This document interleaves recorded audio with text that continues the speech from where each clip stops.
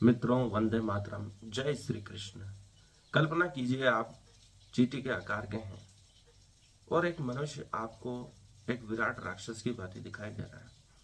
आप अपनी कल्पना का विस्तार कीजिए।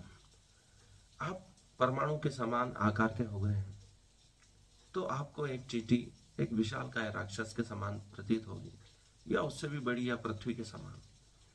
अब आप इलेक्ट्रॉन के समान छोटे हो गए हैं, तब आपको परमाणु एक पृथ्वी के समान दिखाई देगा, या उसके भांति विशाल आकार का दिखाई देगा।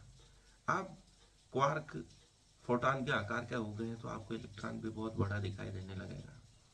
इस प्रकार जब आप सूक्ष्म से सूक्ष्म होते जाएंगे तो आपको ब्रह्मांड की सूक्ष्म से सूक्ष्म चीजें भी विराट नजर आने लगेगी। लेकिन हम कितने सूक्ष्म स्तर तक पहुंच सकते हैं, इसकी भी कल्पना करना आसान नहीं है, क्योंकि ऋषियों ने दोनों ही तरफ अनंत की अवधारणा दी है। जब हम मध्य में खड़े हैं जीरो की तरफ, चाहे हम प्लस की तरफ जाएं तो भी अनंत की यात्रा कर सकते हैं, और माइनस में जाए तो भी अनंत की यात्रा कर सकते हैं। उन्हें मालूम था कि किसी भी चीज का अंत नहीं। इसी प्रकार हमारी सोच का भी अंत नहीं है। जब हम सूक्ष्म से सूक्ष्म करते जाएं तो अंतिम बिंदु हमें कभी नहीं मिलेगा, क्योंकि उससे भी सूक्ष्म होने की संभावना निरंतर बनी रहेगी।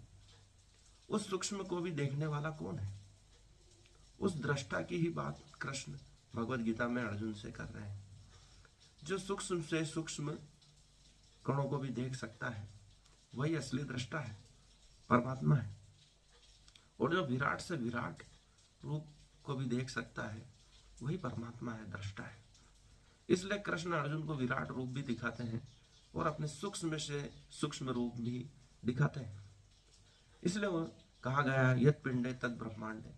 हर पिंड में एक ब्रह्मांड छुपा हुआ है। हम सूक्ष्म से सूक्ष्म कण की कल्पना नहीं कर सकते, क्योंकि उससे भी सूक्ष्म होने की संभावना बनी रहेगी। क्योंकि उससे भी सूक्ष्म को बनाने वाला आखिर है कौन? अगर ये यूं ही है तो ये यूं ही क्यों है?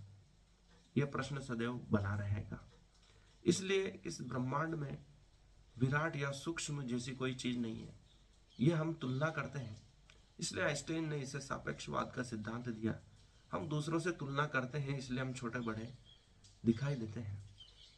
अकबर ने बीरबल समेत सभी दरबारियों से प्रश्न किया कि ये जो लकीर बोर्ड पे खींची गई है, इसको बिना मिटाए आप कैसे छोटी कर सकते हैं?